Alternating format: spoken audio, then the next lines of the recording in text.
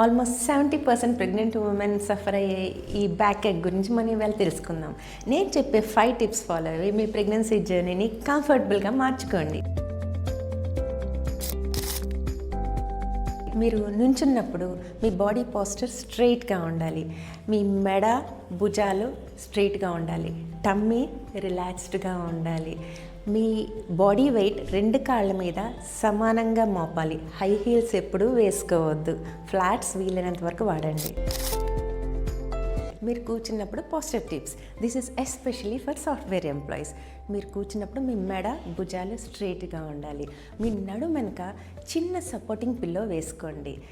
మీ కాళ్ళు 2 నేల మీద ఆంచేటట్టు చూసుకోండి. థైస్ మధ్యలో కొంచెం గ్యాప్ ఉంచండి. కాళ్ళ మీద కాళ్ళు వేసుకొని ఎప్పుడూ కూర్చోవద్దు. ఇప్పుడు మీకు స్లీపింగ్ పోస్చర్ గురించి చెప్తాను. ఎప్పుడూ ఒక పక్కకు పడుకోండి. లెఫ్ట్ సైడ్ తిరిగి పడుకుంటే బేబీకి ఆక్సిజన్ సప్లై బాగుంటుంది. మీ పొట్ట కింద చిన్న సపోర్టింగ్ పిల్లో, థైస్ మధ్యలో చిన్న సపోర్టింగ్ పిల్లో పెట్టుకుంటే మీరు కంఫర్టబుల్గా నిద్రపోవచ్చు. నేల మీద ఉన్న వస్తువులు ఎప్పుడైనా తీసుకునేటప్పుడు వంగి తీసుకోవద్దు. వీలైనంత వరకు మోకాళ్ళ మీద కూర్చొని తీసుకోండి. ఇప్పుడు ప్రెగ్నెన్సీలో ఎక్కువ బరువులు ఎత్తకూడదు. మీరు నడిచేటప్పుడు, మెట్లు ఎక్కేటప్పుడు జెంటిల్గా అడుగులు వేయండి. ఈ సమయంలో నిదానమే ప్రధానం. గుర్తుంచుకోండి, ప్రెగ్నెన్సీలో బ్యాక్ ఎక్ చాలా సహజం.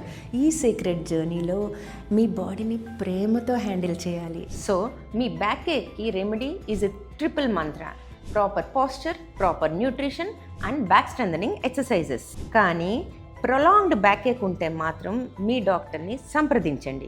స్పైనల్ అనస్థీషియా మూలానే నడుము నొప్పి వచ్చిందని చాలామంది చెప్తుంటారు. దీంట్లో నిజం ఎంతన్నది నెక్స్ట్ వీడియోలో తెలుసుకుందాం. For more such videos please follow doctor Padmaja's hair care 360.